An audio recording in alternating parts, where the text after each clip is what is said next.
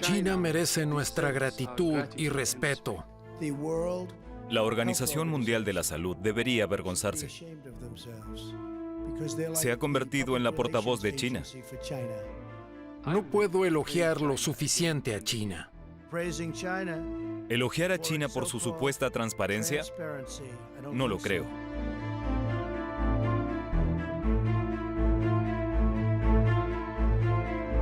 Bajo la dirección del Dr. Tedros, la OMS desempeñó un papel importante en la lucha contra el COVID-19. La comunidad internacional lo felicita por ello.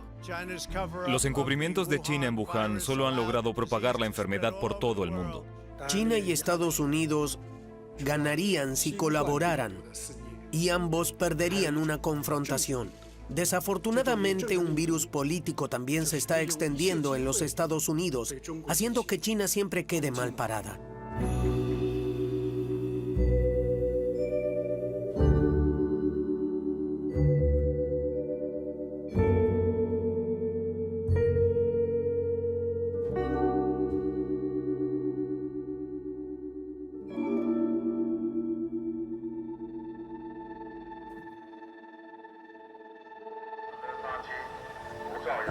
...23 de enero de 2020. China anuncia la propagación de un nuevo tipo de epidemia en la metrópoli de Wuhan, en la provincia central china de Hubei.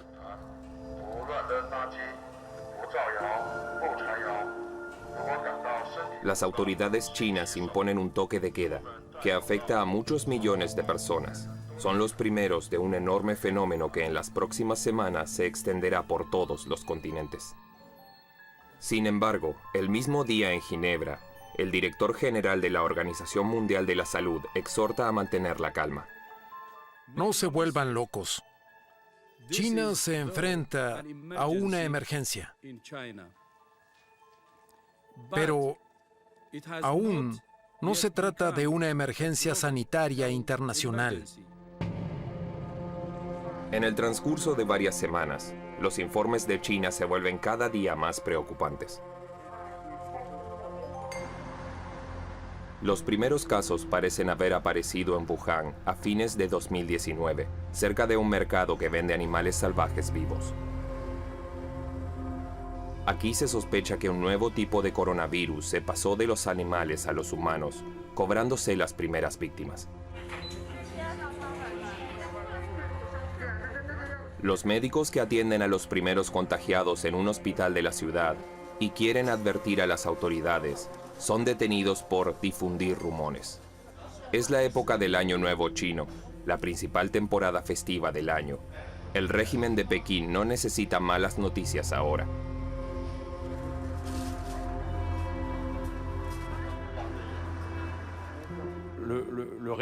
La primera reacción de un régimen autoritario es encubrir, negar y evitar el pánico. Las celebraciones del Año Nuevo chino, la gran fiesta nacional, cuando cientos de millones de personas viajan, no deberían ser interrumpidas, pues el ritual de esta fiesta también es un ritual político.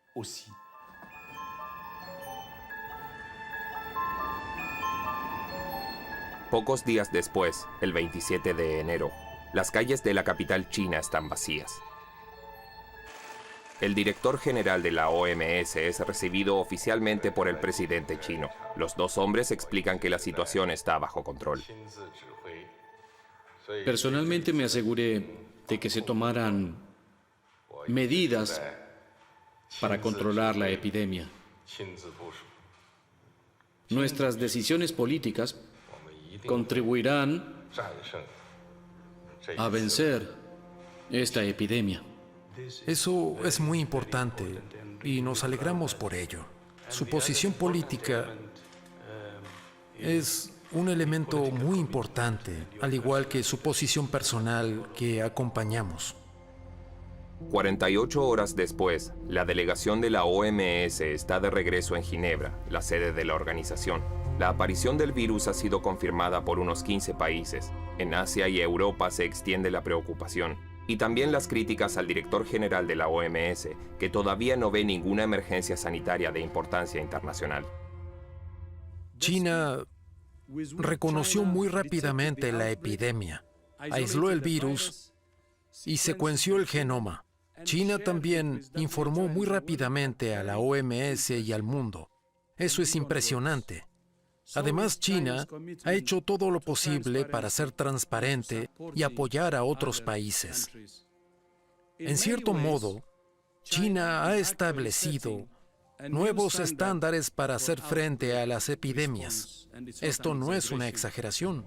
La OMS no impone por el momento ninguna restricción a los viajes o a las relaciones comerciales con China, ni ninguna otra medida.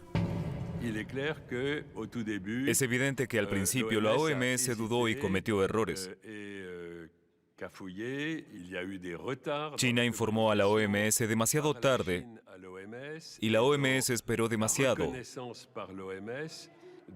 para reconocer la transmisión del virus entre personas.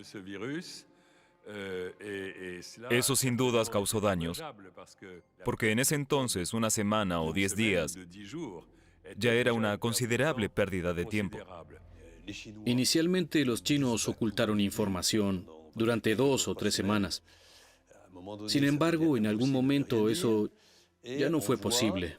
Y el director general de la OMS, el Dr. Tedros, declaró entonces que no se trataba de una enfermedad de interés internacional. En ese momento, muchos se preguntaron por qué decía eso. Para entender esto, hay que observar la estructura administrativa de la OMS. La organización cuenta con un consejo ejecutivo al que pertenecen unos 30 países, y este padece la misma enfermedad que la ONU, la unanimidad. China tiene una voz fuerte en este consejo ejecutivo.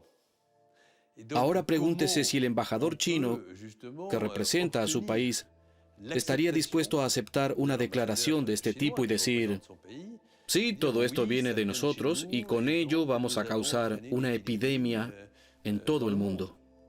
Ciertamente no. El 31 de enero, Donald Trump impuso una prohibición de entrada a ciudadanos chinos y cualquier viajero procedente de China. El presidente de Estados Unidos se adelanta a la OMS con su decisión unilateral, aunque hasta ese momento no se conoce ni un solo caso de la enfermedad en Estados Unidos.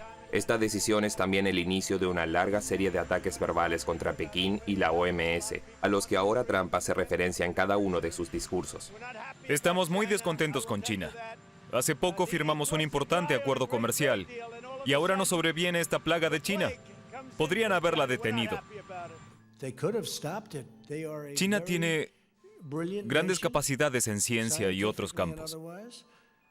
El virus se les escapó a los chinos, pero podrían haberlo detenido. No hubo cierres de fronteras ni información clara. No reconocieron lo que estaba pasando en Wuhan. ¿Cómo no pudieron verlo? A finales de mayo, el presidente de Estados Unidos anuncia la salida definitiva de su país de la Organización Mundial de la Salud. La hace responsable de la propagación de la pandemia y describe a la OMS como una marioneta de China. El mundo entero está sufriendo ahora por las malas acciones de los chinos. Los encubrimientos de China respecto al virus en Wuhan han propagado la enfermedad a nivel mundial. Se ha convertido en una pandemia mundial que ha costado la vida de 100.000 estadounidenses y de más de 1 millón de personas en todo el mundo. Las autoridades chinas no han informado a la OMS como debían hacerlo y obligaron a la OMS a engañar al mundo cuando el virus apareció en China.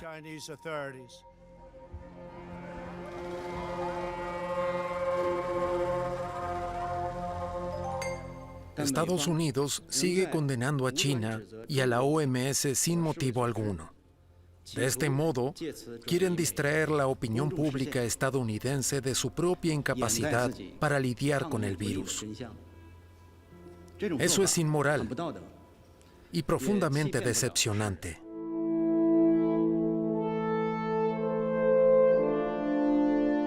A 180 kilómetros de China se encuentra la isla de Taiwán, una de las regiones más modernas y desarrolladas de Asia. Pekín lleva reclamando esta área desde 1949. Sin embargo, su independencia de facto es apoyada y defendida por Estados Unidos. Desde el reconocimiento de la República Popular China por parte de las Naciones Unidas, Taiwán ha sido prácticamente excluida de la comunidad internacional. Bajo la presión de Pekín, la OMS se abstiene de cualquier contacto con el gobierno en Taipei. Incluso cuando una epidemia amenaza directamente a los taiwaneses, está prohibida toda comunicación. Taiwán es parte de China. Solo hay una China, no dos. Tampoco hay una China y un Taiwán. Todas las organizaciones internacionales, incluidas la OMS y la ONU, todas, con la excepción de algunos países, reconocen ahora a la República Popular China como un único representante legal. En otras palabras, todos aceptan la política de una sola China. Solo si Taiwán también acepta este principio, obtendrá sin ningún inconveniente el estatus de observador en la OMS.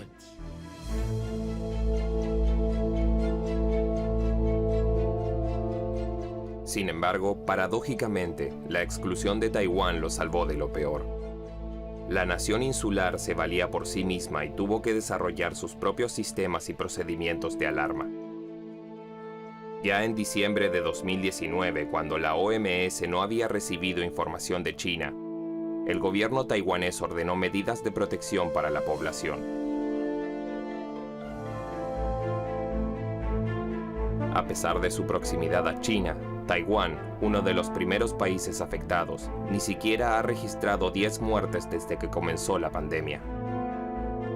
Un récord asombroso para un país que no tiene vínculos con la Organización Mundial de la Salud.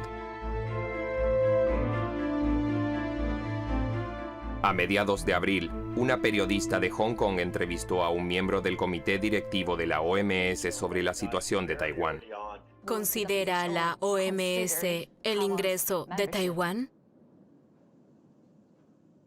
El asesor especial de la OMS finge problemas de conexión e interrumpe la entrevista. No he escuchado su pregunta. Con gusto la repetiré. No, pasemos a la siguiente. Me gustaría mucho hablar con usted sobre la situación de Taiwán. Cuando la periodista lo vuelve a contactar, sencillamente se niega a hablar sobre Taiwán. ¿Puede comentar algo sobre la gestión del virus por parte de Taiwán? Bueno, creo que ya hemos hablado de China. Todas las regiones chinas realizaron realmente un muy buen trabajo. Así que ahora deseo darle las gracias por la entrevista.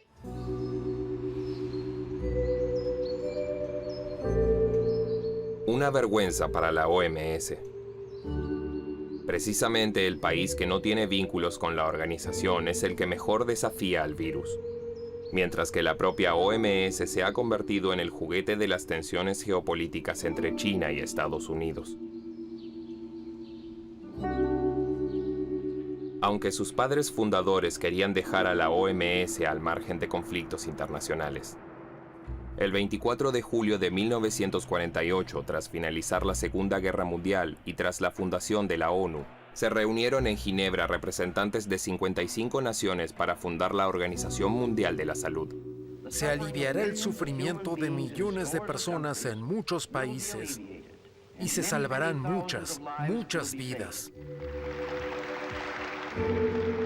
No fue por casualidad que se eligiera Suiza, un país neutral donde la política internacional debería quedar fuera. En 1948, los padres fundadores designaron a Ginebra como sede de la OMS, es decir, lejos de Nueva York, sede de las Naciones Unidas, donde se toman decisiones a nivel político. Antes de la guerra, la Sociedad de Naciones intentó promover la cooperación internacional en temas de salud, especialmente después de la gripe española entre 1918 y 1920. La OMS quería ir más allá. La OMS fue fundada inmediatamente después de la Segunda Guerra Mundial, con un gran idealismo y objetivos ambiciosos. Muchos estados creían en un orden internacional, en las Naciones Unidas y en sus diversas organizaciones que harían el mundo más seguro, para que no pudiese repetirse un horror como la Segunda Guerra Mundial. Sin embargo, la Guerra Fría desmoronó la cohesión internacional. En 1949, Stalin anunció la salida de la OMS de la Unión Soviética y sus estados satélite. Casi todos los países, excepto la Unión Soviética y sus estados satélite, se unieron para promover juntos la salud pública. Además de las dos grandes potencias, chocan dos valores distintos, uno capitalista y otro con el enfoque de un sistema estatal de salud. El sucesor de Stalin, Nikita Khrushchev, aboga por una coexistencia pacífica con Estados Unidos y en 1955 anuncia el regreso de la Unión Soviética a la OMS. Esta decisión generó un oasis en la historia mundial que le permitió a la OMS actuar a una escala mayor. Esto también condujo a lo que tal vez sea su mayor éxito: la campaña para erradicar la viruela en todo el mundo. En Berlín y Cuba, las potencias mundiales se oponen enconadamente, pero en el marco de la OMS sus representantes trabajan en estrecha colaboración. En mi primera actividad internacional, trabajé durante 2 años en el programa de erradicación de la viruela. En la India trabajé con gente de la Unión Soviética y de muchos otros países. Todos estábamos activos sobre el terreno para lograr un objetivo común, mientras la política seguía siendo propaganda. Sin embargo, los expertos locales trabajaron mano a mano y juntos pudimos erradicar una enfermedad que se cobró 2.700.000 víctimas solo en 1967. A fines de la década de 1970, la Organización Mundial de la Salud declaró oficialmente que la viruela había sido erradicada. As I am concerned, I believe surely that it is the last case in the world. Entonces, en la década de 1970, la OMS derrotó a uno de los virus más mortíferos y extendió el uso de antibióticos. En ese momento, el número de sus estados miembros aumentó de 55 a 150. Siguiendo el consejo de nuevos miembros del hemisferio sur, la OMS se fijó objetivos aún más ambiciosos. En 1978 se reunió en Alma-Ata, Kazajistán, una de las entonces repúblicas soviéticas. Allí la OMS declaró que quería ir más allá de la cooperación y garantizar la atención médica global, para todos y en todas partes. Con la declaración de Alma-Ata, la OMS definió salud como un factor social fundamental. Y por lo tanto, los sectores sociales y económicos también debían asumir la responsabilidad del desarrollo de la salud. El objetivo era la justicia universal, salud para todos en el año 2000. Un sueño glorioso, aunque ingenuo, en la declaración de Alma-Ata. Un sueño que pronto se desvanece y termina en un fiasco. Alma-Ata marcó el inicio de una nueva división en la organización. Todos los estados persiguen entonces nuevamente sus propios intereses. Las naciones poderosas se sintieron amenazadas por esta evolución, porque las potencias no querían un orden económico internacional con igualdad de derechos. Eso iba en contra de sus intereses. Así que este proyecto fue descartado rápidamente. Muchos países del hemisferio norte tenían entonces gobiernos conservadores, como Reino Unido bajo Margaret Thatcher y Estados Unidos bajo Ronald Reagan. Y a estos no les gustó el hecho de que los países del sur, sus antiguas colonias, ahora fueran numéricamente más en la Asamblea Mundial de la Salud. En vista de los crecientes desafíos, la organización también resultó ser demasiado pequeña. En 2020, su presupuesto es de poco menos de 5.000 millones de euros, una suma impresionante, pero sin embargo no más que el presupuesto de un gran hospital francés. El presupuesto de la OMS es muy pequeño en comparación con las sumas que ya se utilizaron para la atención sanitaria en las grandes ciudades. Así que no dispone de suficientes recursos para hacer lo que debería estar haciendo. Siempre que hay una emergencia sanitaria, la organización debe recaudar fondos adicionales para ser capaz de responder. Ronald Reagan, presidente de Estados Unidos en la década de 1980, fue el primero en reconocer que la falta de fondos le otorgaba poder político sobre la organización. Sin embargo, no le gustó el hecho de que el equilibrio en la OMS se hubiera inclinado a favor de los países en desarrollo y decidió reducir la contribución financiera de Estados Unidos. Muchos países del hemisferio norte perdieron el control de la política y la agenda de la OMS. Entonces empezaron a castigar a la organización, comenzando por Estados Unidos, que congeló sus pagos en 1980. La administración Reagan luego recortó la contribución en una quinta parte de la cantidad anterior. Se recortaron fondos. Y a esto se sumó que aumentó la inflación y el gasto, lo que provocó una reducción significativa del presupuesto de la OMS. Para contrarrestar la crisis financiera, la OMS amplía sus fuentes de ingreso. Las contribuciones obligatorias de los Estados miembros representan solo el 20% de su presupuesto. El resto son contribuciones voluntarias, donaciones, principalmente de los Estados miembros, pero también de instituciones privadas, lo que tiene un impacto en el funcionamiento de la organización.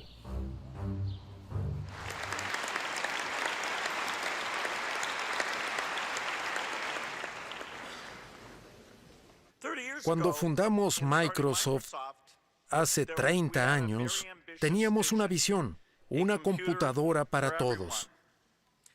Hoy trabajo con ustedes para hacer realidad una visión aún mayor, salud para todos.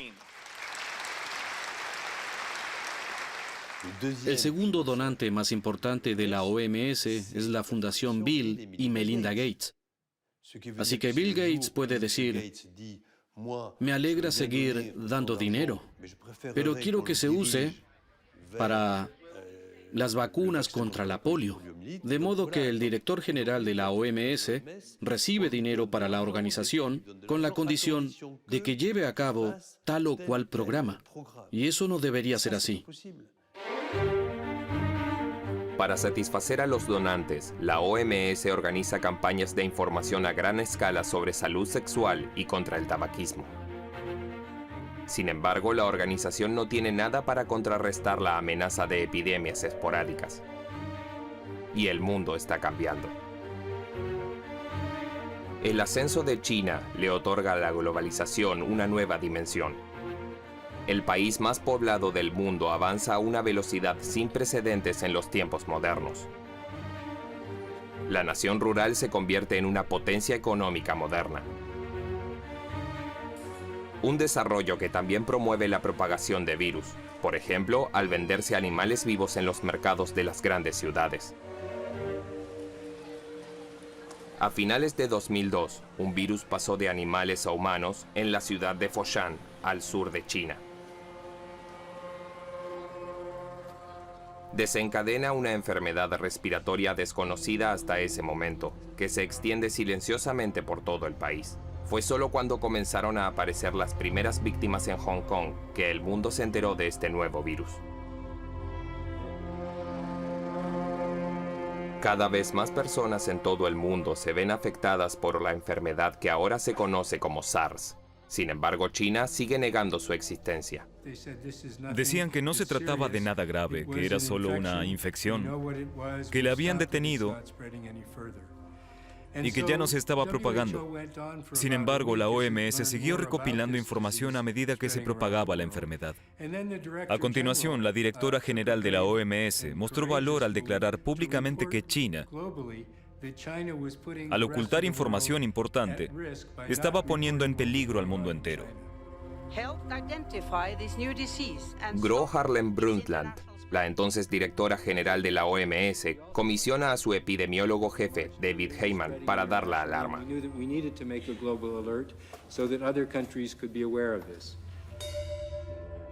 La doctora Brundtland había sido primera ministra de su país y también pediatra. Así que estaba familiarizada con cuestiones políticas y médicas.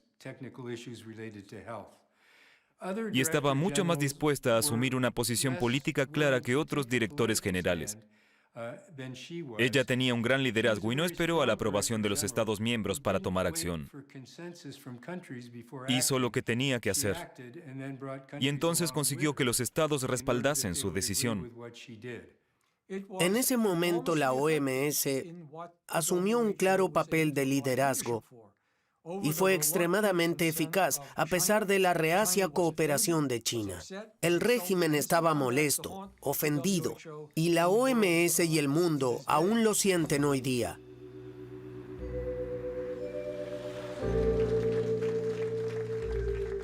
Tres años más tarde, el virus del SARS ha desaparecido por completo y la OMS tiene una nueva directora general, Margaret Chan. La exdirectora de salud del gobierno de Hong Kong, que se dio a conocer en todo el mundo debido a la crisis sanitaria, asume la dirección de la organización. Agradezco a mi país por mi nominación.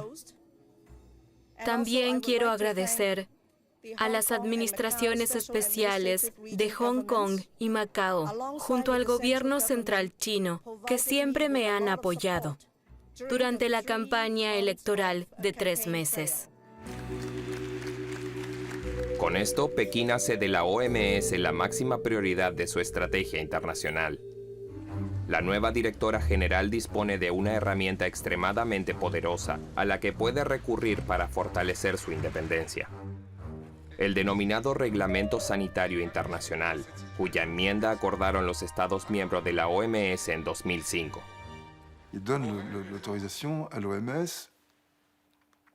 Estos autoriza a la OMS a declarar emergencias sanitarias.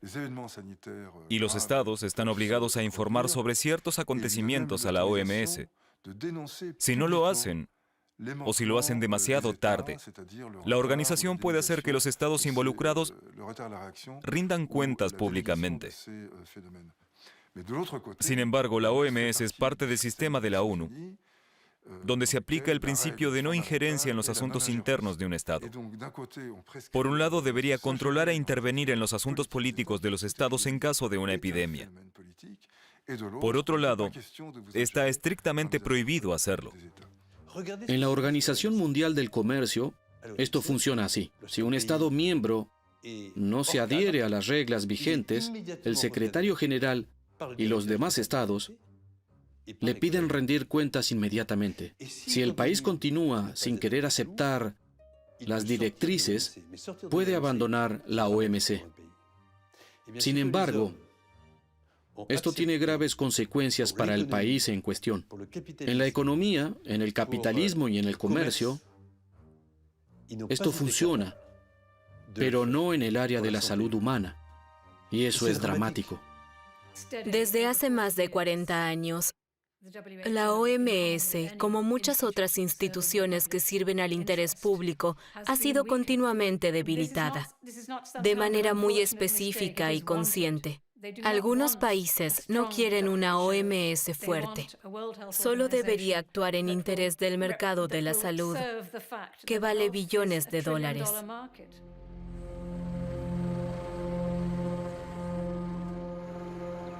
Falta de recursos, mala gestión.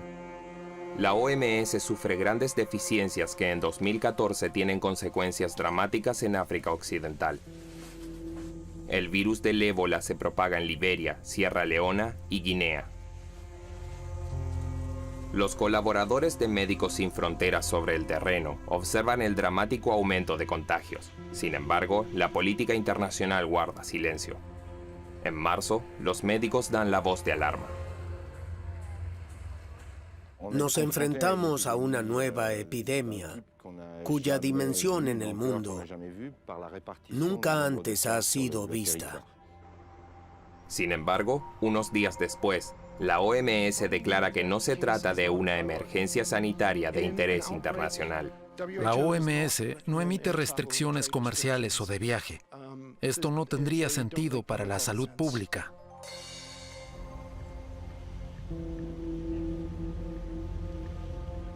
El 8 de agosto de 2014, 6 meses después del estallido de la epidemia en la que ya habían muerto más de 2.000 personas de ébola, la directora general de la OMS finalmente toma una posición. Esta mañana, declaro las actuales infecciones causadas por el virus del ébola como una emergencia sanitaria internacional. En 2016 se anuncia el fin de la epidemia de ébola, que se cobró 10.000 vidas en una docena de países de África Occidental. En la OMS es inminente otro cambio de director general. Excellencies, ladies and gentlemen, first of all, I would like to Philippe Douste-Blazy, exministro de Sanidad francés y subsecretario general de las Naciones Unidas, se postula para el cargo. to present my candidacy for the post of Director General of the World Health Organization. Poco antes, el francés estuvo en Pekín para asegurarse el apoyo de China. Sin embargo, el presidente le informa que se había decidido por el candidato africano, Tedros Adhanom Ghebreyesus. Por supuesto que, si China decide apoyar a un candidato, este candidato tiene muchas más posibilidades de ganar, ya que a muchos países que reciben el apoyo de China se les pide o se les exige que también voten por ese candidato. Pero así son las elecciones. No puede hacerse nada al respecto. Esto también es así en el caso de las elecciones democráticas. Así que Tedros gana las elecciones y se convierte en el primer director general de la OMS proveniente de África. Sin embargo, el etíope no es un extraño. Durante más de 15 años ocupó cargos ministeriales en su país de origen. Fue ministro de Salud y Relaciones Exteriores. Considero a Tedros uno de los mejores ministros de salud de África. Y no solo yo, muchos otros están de acuerdo. Llevó a cabo reformas en Etiopía durante más de 10 años. Se construyeron nuevos hospitales y se mejoró su administración. Gracias a él, mejoró la atención médica en el país mediante la capacitación de personal adicional que implementaba su política. Todos en este país pobre deberían tener acceso a la atención médica.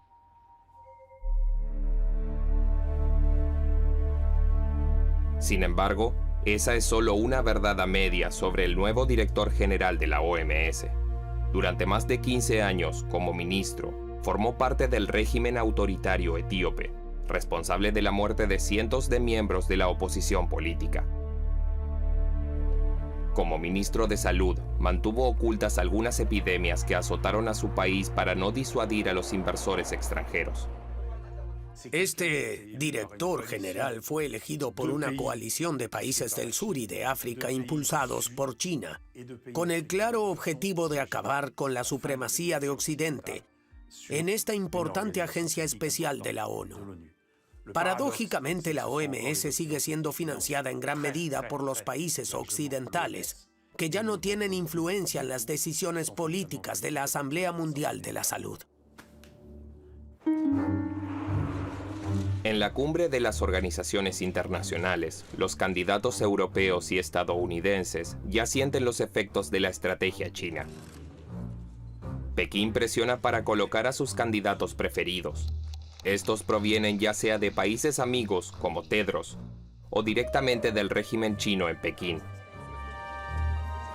Señor Ku Dongyu, China. En 2019, Ku Dongyu es elegido director general de la ONUA. Esta agencia especial de la ONU tiene como objetivo garantizar la alimentación mundial y es estratégicamente al menos tan importante como la OMS. En 2016, Meng Hongwei, viceministro de Seguridad Pública de Pekín, se convierte en presidente de la Organización Policial Internacional, Interpol, con sede en Lyon. Su elección es controvertida dado el papel de la policía china en la persecución de opositores políticos.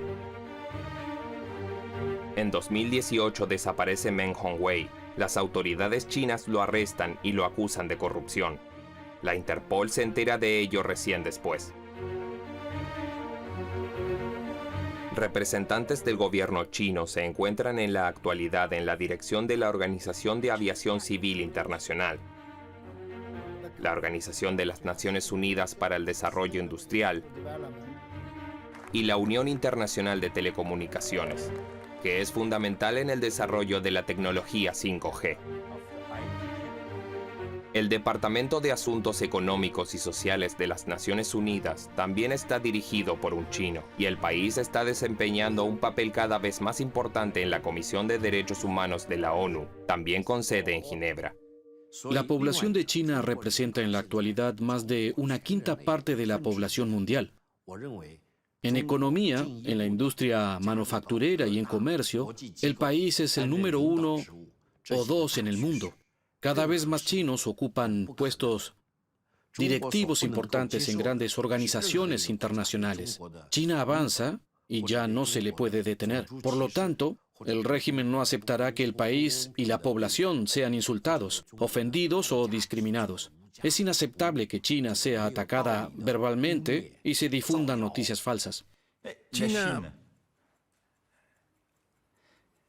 ha desarrollado una estrategia para construir su propio equilibrio interno. A nivel económico, sin embargo, necesita de los demás países para mantener ese equilibrio, para la producción, la estabilidad y la riqueza de la clase media. Desde hace muchos años, China ha intentado convertirse en parte del orden internacional que hemos construido en Occidente.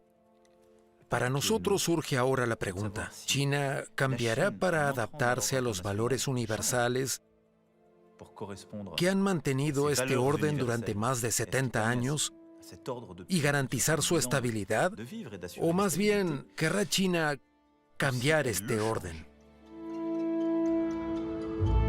China también debe agradecer su ascenso a la cima de las organizaciones internacionales a la retirada de Estados Unidos. Los Estados Unidos de Trump ya no creen en el multilateralismo. Y todos, ya sea la OMS u otros que no apoyan la posición estadounidense, son ridiculizados. Consideran a China un país en desarrollo.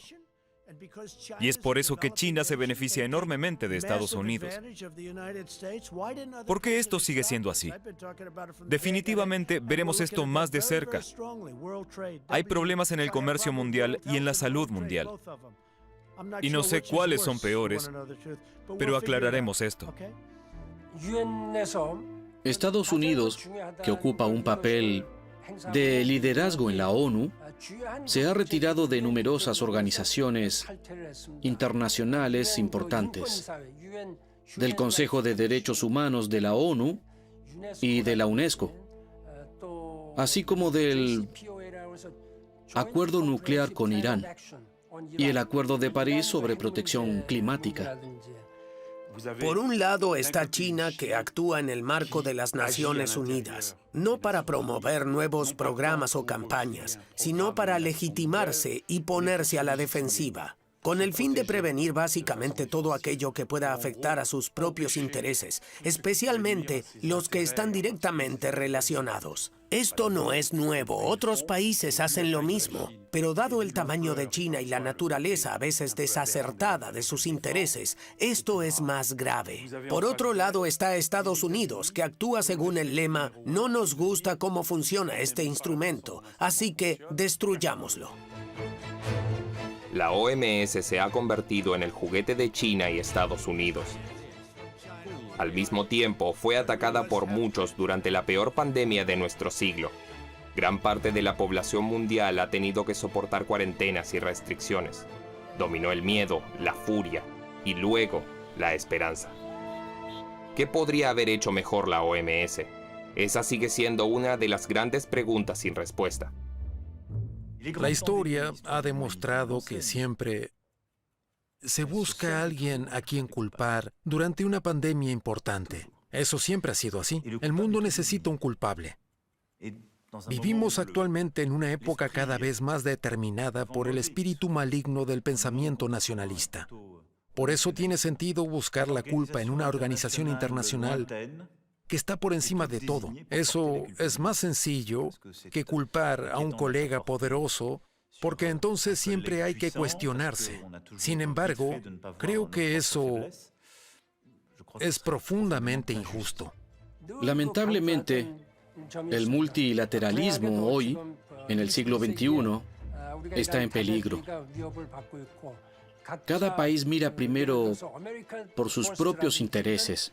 Todos los países, especialmente los Estados Unidos con su lema America First, pero este enfoque es peligroso. ¿Cómo puede la OMS volver a combatir eficazmente enfermedades y epidemias? Y librarse de las garras de la rivalidad entre China y Estados Unidos. Creo que no tendría sentido crear una nueva estructura para combatir las emergencias sanitarias, porque tarde o temprano mostraría los mismos inconvenientes. Tiene tan poco sentido como debilitar a la OMS, como lo hace Trump con sus recortes financieros, o crear estructuras de competencia, porque éstas entrarían inevitablemente en tensión con la OMS y ciertamente no harían un mejor trabajo. En mi opinión, solo hay una solución. Los estados deben respetar las reglas que se han impuesto a ellos mismos. La crisis global, causada por el coronavirus, fue sin duda una señal de alarma y nos ha demostrado que son posibles e incluso probables otras pandemias, lo que es un gran desafío para la humanidad. Pero también ha expuesto las debilidades de nuestros sistemas de salud. Para estar mejor equipados, todos deben superar sus actuales tendencias nacionalistas. Porque la crisis de la OMS no es la causa, sino un síntoma de un orden mundial que se está tambaleando.